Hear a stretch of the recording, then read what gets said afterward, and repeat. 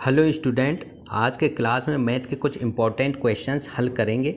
ये ऐसे क्वेश्चंस हैं जो एग्ज़ाम में बार बार रिपीट होते हैं। शुरू करते हैं। क्वेश्चन नंबर 1 है, ए और बी मिलकर एक काम को 9 दिनों में कर सकते हैं। यदि ए दिए गए समय में बी से 3 गुना कार्य करता है तो ए अकेला कार्य को पूरा करने में कितना समय लेगा। तो हमको ये निकालना है ए कितने समय में उस कार्य को पूरा करेगा। तो इसको समझ लेते हैं। यहाँ दिया है यदि ए दिए गए समय में बी से 3 गुना कार्य करता है। इसका मतलब हुआ ए जो है अगर एक दिन में कार्य ख़त्म करेगा तो बी उसी कार्य को कितने दिनों में ख़त्म करेगा, बी उसे 3 दिन में ख़त्म करेगा। क्योंकि ए जो है 3 गुना तेज़ी से काम करता है तो इसलिए ए 3 गुना पहले ख़त्म कर लेगा। तो मान लेते हैं ए उस कार्य को कितने दिनों में पूरा करेगा। ए बराबर करेगा x दिन में मान लिया, तो बी कितने दिनों में पूरा करेगा, बी उससे 3 गुना ज़्यादा दिन लगाएगा तो बी करेगा उसको 3 × x दिन में। ठीक है, तो ये यहाँ से हो गया बी 3x दिन में उसको पूरा करेगा। अब दोनों का एक दिन का काम कितना हो गया, a + b = 1/x + 1/3x। ये दोनों का एक दिन का काम हो गया। अब क्वेश्चन में दिया है ए और बी मिलकर एक काम को 9 दिन में कर सकते हैं। दोनों मिलकर कितने दिन में कर सकते हैं, 9 दिन में। तो दोनों का एक दिन का काम कितना हो जाएगा, जो दिया है उससे a + b = 1/9 हो जाएगा। ठीक है, अब ये भी दोनों का एक दिन का काम है और ये भी दोनों का एक दिन का काम है। तो दोनों को हम बराबर रखकर x की वैल्यू निकाल लेंगे। तो 1/x + 1/3x = 1/9 हो जाएगा। यहाँ इसको सिंपल करेंगे 3x, तो 3 + 1 = 1/9x। ठीक है, लेफ़्ट साइड में मैंने दोनों को ऐड कर लिया। तो यहाँ से क्या आएगा, 4/x आएगा, ऊपर 3 + 1 4 हो जाएगा, 4/3x हो जाएगा। ठीक है, 4/3x = 1/9। तो यहाँ से x की वैल्यू आ जाएगी, कितनी आ जाएगी, x = 12 दिन आ जाएगा। कितने दिन आएगा, 12 दिन। तो ए उस कार्य को कितने दिनों में पूरा करेगा, 12 दिन में। और अगर क्वेश्चन में पूछ लेता बी उस कार्य को कितने दिनों में पूरा करेगा, तब कितना आता, तो b = 3x है। तो यहाँ से x की वैल्यू अगर रखेंगे तो b = कितना आएगा, 3 × 12, तो कितना हो जाएगा, 36 दिन। तो ये भी आ सकता है बी उस कार्य को कितने दिनों में पूरा करेगा। तो बी उसे 36 दिन में पूरा करेगा और ए उसको 12 दिन में पूरा करेगा। तो इसका ऑप्शन कौन सा ठीक हो जाएगा, इसका ऑप्शन ये 4 ऑप्शन ठीक है, 12 डेज। अब नेक्स्ट क्वेश्चन है, क्वेश्चन नंबर 2 है, 2 बेलनों के व्यास 3:2 के अनुपात में है और उनके आयतन बराबर हैं। तो उनकी ऊंचाई का अनुपात बताना है हमको, उनकी ऊंचाई का अनुपात क्या होगा। तो यहाँ दिया क्या है, उनका व्यास का रेशियो दिया है। तो मान लेते हैं पहले की रेडियस r1 है और ऊंचाई h1 है और दूसरे की r2 है और जो ऊंचाई है h2 है। ठीक है, क्या है, हमने r1 रेडियस और ऊंचाई h1 पहले बेलन का माना है और दूसरे बेलन का r2 और ऊंचाई h2 मानी है। तो दिया क्या है, 2r1/2r2 दिया है। कितना दिया है, 3:2 दिया है, यानी कि 3/2। तो 2 से 2 कट जाएगा तो r1/r2 कितना हो जाएगा, 3/2 हो जाएगा। ठीक है, r1/r2 = 3/2। और यहाँ पे दिया है दोनों के आयतन भी बराबर। पहले बेलन का आयतन कितना हो जाएगा, πr1² h1 और ये किसके इक्वल है, दूसरे बेलन के आयतन के इक्वल है। तो दूसरे बेलन के आयतन के इक्वल इसको रख देते हैं, πr2² h2। ये πr2² h2 दूसरे बेलन का आयतन हो गया। अब यहाँ से पाई से पाई कट जाएगा तो क्या आएगा, हमें निकालना है h1/h2 निकालना है। तो h2 जो है h1 के नीचे ले आएंगे।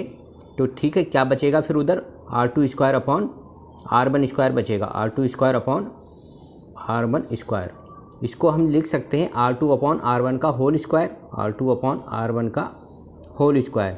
और r2/r1 कितना आया था, r2/r1 आया था 2/3। तो r2/r1 की जगह हम लिख देंगे 2/3 का होल स्क्वायर = 2/3 का होल स्क्वायर। तो 2/3 का होल स्क्वायर कितना हो जाएगा, 4/9 हो जाएगा। कितना हो जाएगा, 4/9। तो यहाँ से h1:h2 कितना हो गया, यानी कि रेशियो कितना हो गया, तो 4:9 हो गया। यानी कि 4/9 का मतलब 4:9, और यही हमारा आंसर हो जाएगा। ठीक है, यही हमको निकालना था। तो इसका कौन सा ऑप्शन ठीक होगा? इसका 4th ऑप्शन ठीक होगा। तो इसका 4th ऑप्शन ठीक है। अब नेक्स्ट क्वेश्चन है, क्वेश्चन नंबर 3 है। क्वेश्चन नंबर 3 है, एक व्यापारी ने एक साइकिल को 10% की हानि पर बेचा। यदि विक्रय मूल्य में 200 रुपये की वृद्धि कर दी जाती तो 6% का लाभ होता। तो साइकिल का लागत मूल्य कितना है, यानी कि जो उसकी कॉस्ट प्राइस है वो हमको निकालनी है। तो मान लेते हैं जो साइकिल का लागत मूल्य है वो X रुपीज़ है। कितना है? X रुपीज़ है। तो हम क्या करेंगे, इसको कैसे सॉल्व करेंगे? तो 6% के लाभ पर तो उसका विक्रय मूल्य यानी कि सेल प्राइस कितना होगा वो निकाल लेंगे हम X से, और 10% हानि पर उसका विक्रय मूल्य कितना होगा वो हम कैलकुलेट कर लेंगे। तो और 6% लाभ पर जो विक्रय मूल्य है उसमें से 10% हानि पर जो विक्रय मूल्य है उसको माइनस करेंगे, और वो 200 रुपये के इक्वल होना चाहिए। ठीक है, तो अब हमारा X की वैल्यू निकल आएगी। तो 10% हानि पर विक्रय मूल्य कितना होगा? 10% हानि पर विक्रय मूल्य। ठीक है, बाकी सारा आप लिख लीजिएगा, बस विक्रय मूल्य लिख रहा हूँ। विक्रय मूल्य यानी कि 10% हानि पर। तो कैसे निकालते हैं? विक्रय मूल्य बराबर क्रय मूल्य इंटू 100।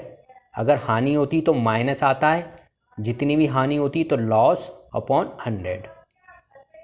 तो कितना हो जाएगा? X 100, L कितना है? 10%, सॉरी हाँ 10% है, 10% के लाभ पर बेच रहा है, अपॉन 100। तो कितना हो जाएगा? 90x अपॉन 100 हो जाएगा। कितना हो जाएगा? 90x, x ठीक से लिख लेते हैं, 90x और अपॉन 100। ठीक है, अब क्या करेंगे, जो 6% लाभ पर बेच रहा है तो 6% लाभ पर विक्रय मूल्य कितना हो जाएगा? 6% लाभ पर यानी कि प्रॉफिट पर। तो विक्रय मूल्य कितना होगा बताइए? विक्रय मूल्य कितना होगा? इसका फार्मूला होता है बराबर क्रय मूल्य। तो क्रय मूल्य X है और 100, अब प्लस होगा यहाँ पे माइनस की जगह, क्योंकि लाभ हो रहा है। तो प्रॉफिट कितना है? 6% है अपॉन 100।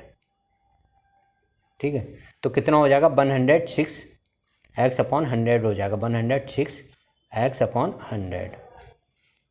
अब इस वाले में से जो 106x अपॉन 100 में से हम ये माइनस करेंगे 90x अपॉन 100, और ये किसके इक्वल होना चाहिए? ये 200 रुपीज़ के इक्वल होना चाहिए। ठीक है, तो हम माइनस कर देंगे, यही माइनस कर दे रहे हैं। 90x अपॉन 100 किसके इक्वल होना चाहिए? 60, ये 200 रुपीज़ के इक्वल होना चाहिए। किसके इक्वल होना चाहिए? 200 रुपीज़ के। ठीक है, तो कितना आएगा? 106 में से 90x जाएंगे तो 16x होगा, 16x अपॉन 100, और ये किसके इक्वल हो जाएगा?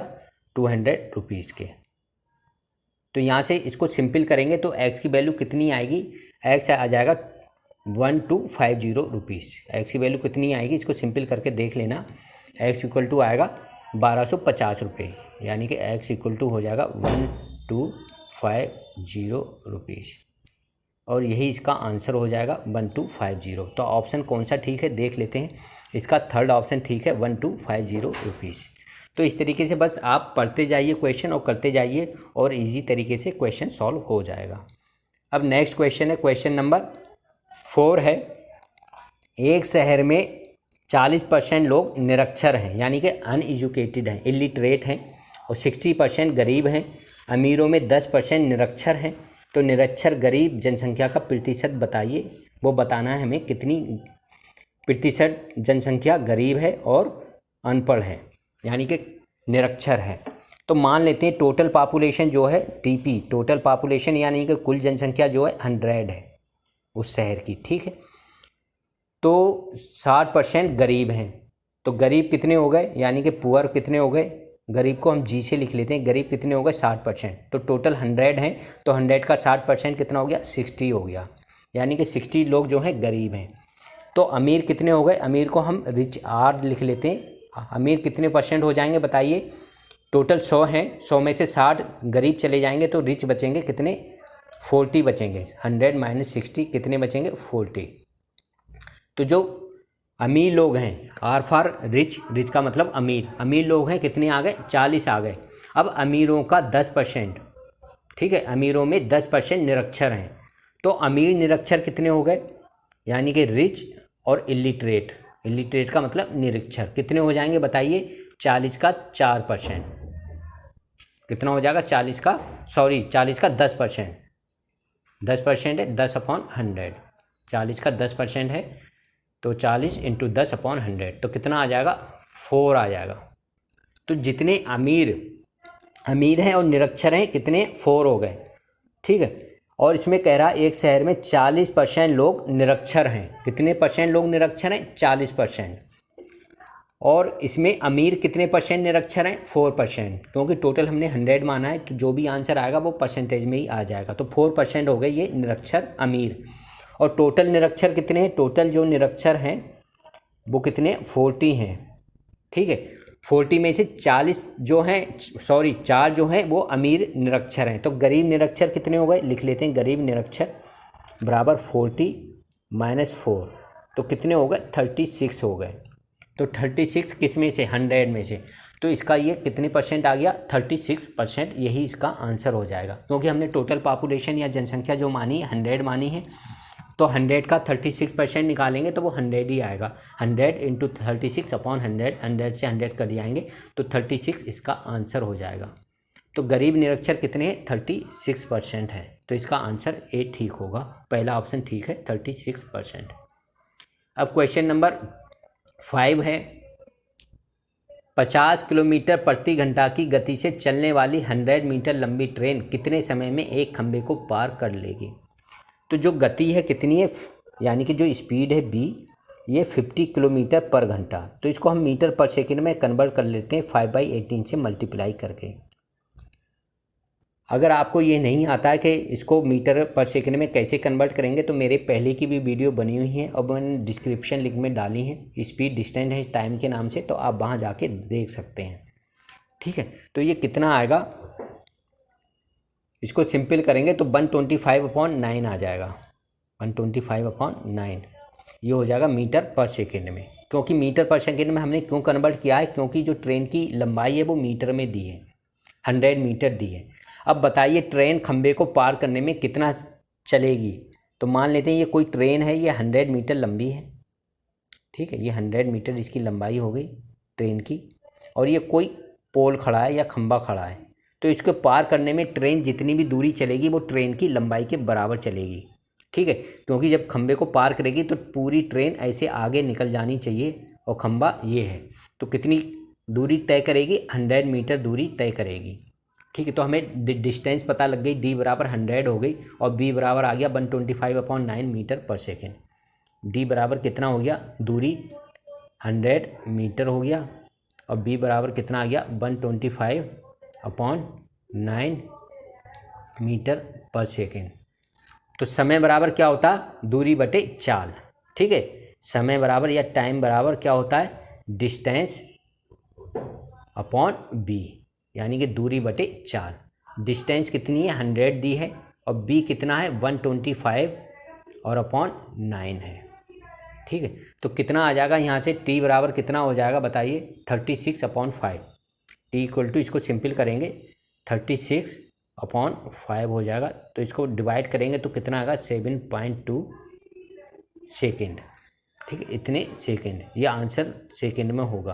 क्योंकि हमारी जो चाल थी मीटर पर सेकेंड में थी, इसलिए आंसर किस में होगा, सेकेंड में होगा, 7.2 सेकेंड, ठीक है। इसको ठीक से लिख लेते हैं SEC सेकेंड, यही इसका आंसर हो जाएगा। तो कौन सा ऑप्शन इसका ठीक होगा, इसका ऑप्शन 3 ठीक होगा, 7.2 सेकेंड। तो इसका स्क्रीनशॉट लेकर पहले आप खुद सॉल्व कीजिएगा, अगर सॉल्व नहीं होता तब मेरा सॉल्यूशन देखना।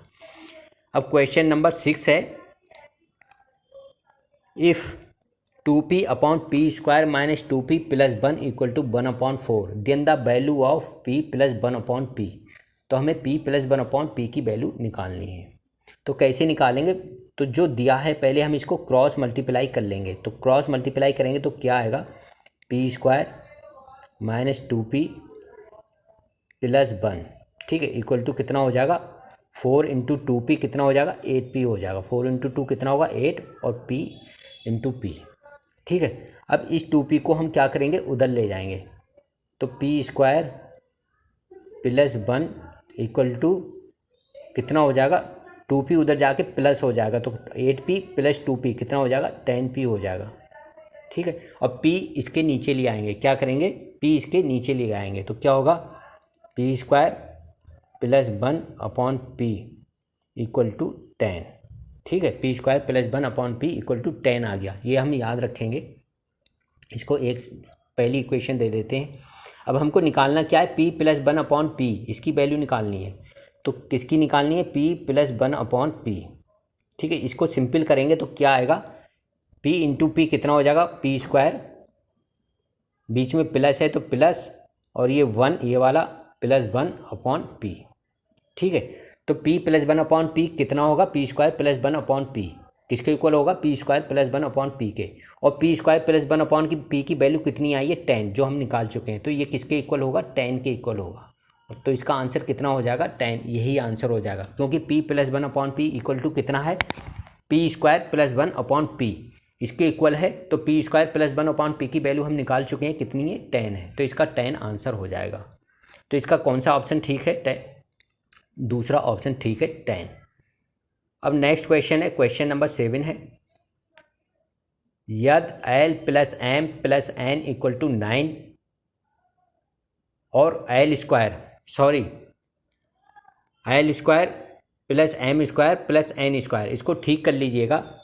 ये l स्क्वायर है, L2 नहीं है, ये इंग्लिश में देख लीजिए, इंग्लिश में ठीक है, ये गलती से ऐसा हो गया, L2 हो गया, M2 हो गया प्लस N2 हो गया, ये L2 नहीं है, L स्क्वायर है। ठीक है, इसको ठीक कर लीजिएगा, L square plus M square plus N square equal to 31 हो तो LM plus MN plus NL का मान बताइए। तो कैसे निकालेंगे, इसको कैसे सॉल्व करेंगे, तो ये जो दिया है इसका दोनों तरफ हम स्क्वायर कर देंगे। क्या करेंगे, L plus M plus N का होल स्क्वायर। ठीक है, उधर भी 9 का स्क्वायर हो जाएगा, कितना हो जाएगा, 81। कितना हो जाएगा 9 का स्क्वायर, 81। अब बताइए L plus M plus N का स्क्वायर क्या होता है, L square plus M square और plus N square plus 2 into bracket में LM plus MN plus NL, LM plus MN और प्लस NL, और कितना है, 81 के है।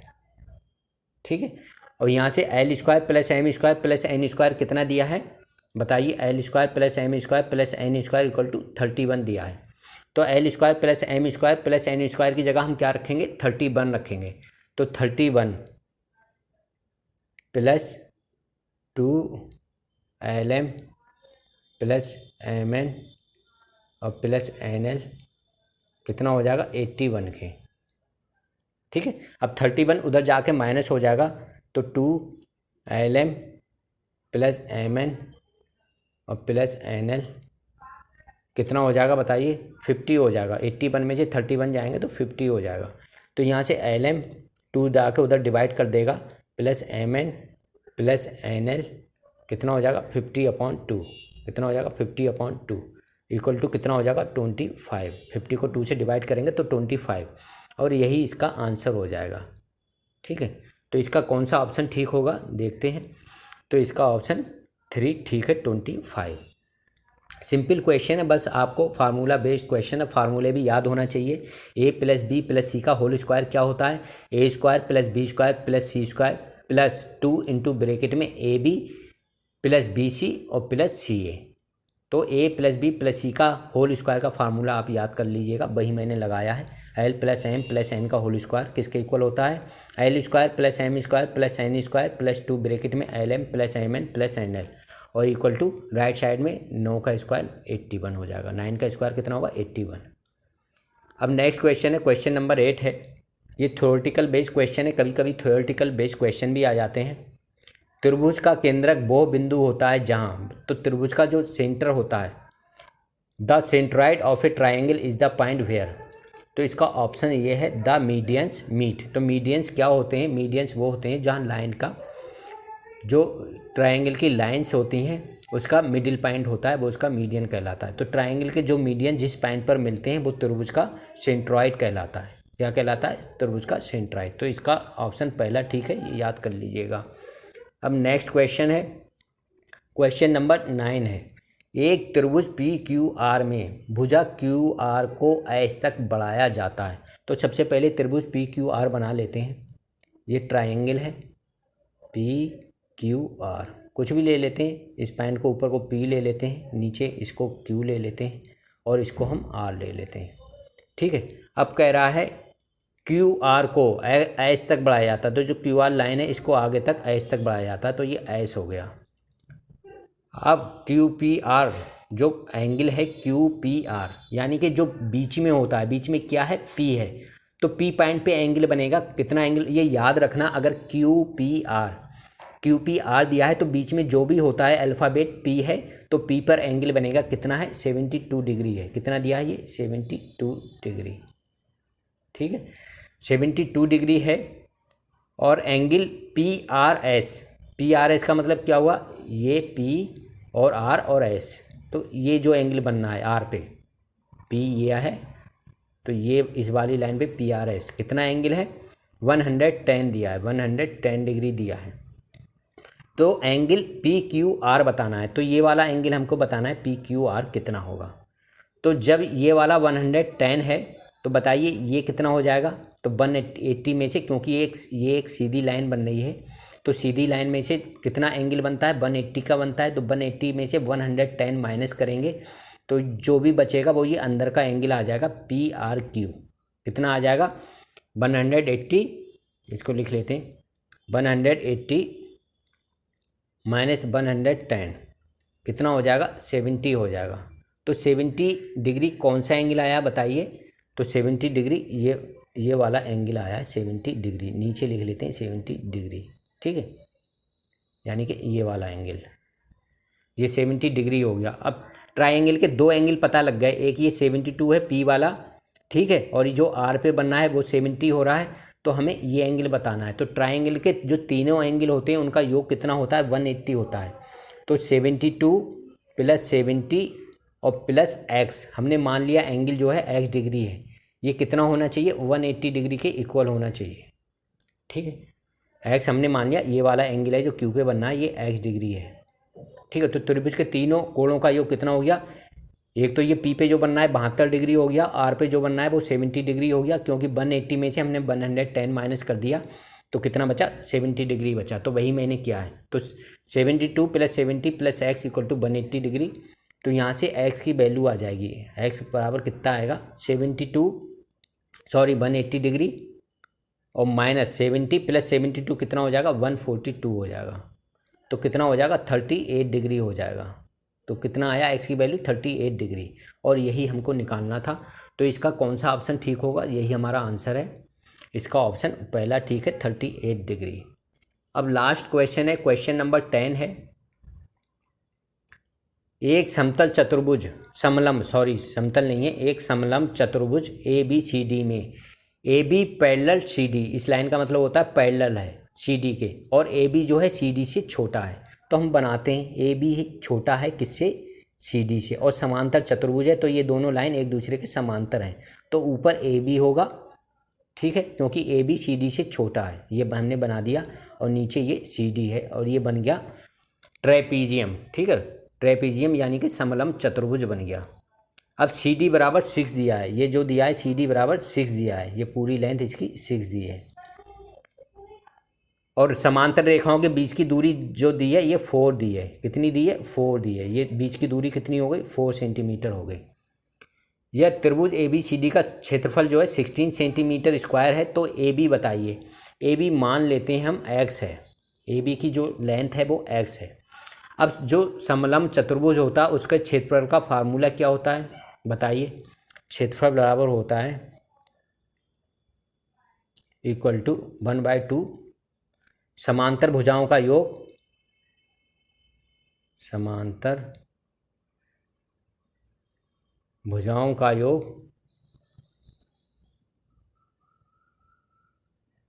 याद कर लीजिएगा, इसका जो भुजाओं का योग, ठीक है, इनटू समांतर भुजाओं के बीच की दूरी। ठीक है, समांतर भुजाओं के बीच की दूरी, तो मैं खाली बीच की दूरी लिख दे रहा हूँ, तो आप याद रखिएगा समांतर भुजाओं के बीच की दूरी। ठीक है, तो कितना हो जाएगा, तो समांतर भुजाओं का योग कितना हो जाएगा बताइए। 1/2, एक तो हमने x मानी है और दूसरी कितनी है 6 है। ठीक है, तो इक्वल टू 1/2 x + 6, और समांतर भुजाएं जो हैं उनके बीच की दूरी कितनी है 4 सेंटीमीटर है, और एरिया दिया कितना है 16 सेंटीमीटर स्क्वायर। तो यहाँ से इसको सिंपल करेंगे तो 4 से 16 कट जाएगा, 4 4 जा 16। ठीक है, और 2 × 4 कितना हो जाएगा 8 हो जाएगा। तो x + 6 कितना हो जाएगा इक्वल टू 8 हो जाएगा। तो x इक्वल टू कितना आएगा 2 सेंटीमीटर आएगा, 2 सेंटीमीटर। और यही इसका आंसर हो जाएगा, यही हमें निकालना था कि उसकी जो समांतर भुजा होगी कौन सी AB, वो कितनी होगी। तो x इक्वल टू 2 सेंटीमीटर हो जाएगा। तो इसका दूसरा ऑप्शन ठीक है। तो इस तरीके से आप क्वेश्चन सॉल्व कीजिएगा। इसी तरीके के क्वेश्चन एग्ज़ाम में बार बार रिपीट होते हैं। हमारे चैनल से जुड़े रहने के लिए इसको सब्सक्राइब कर लें और वीडियो को लाइक करते रहें। Thank you.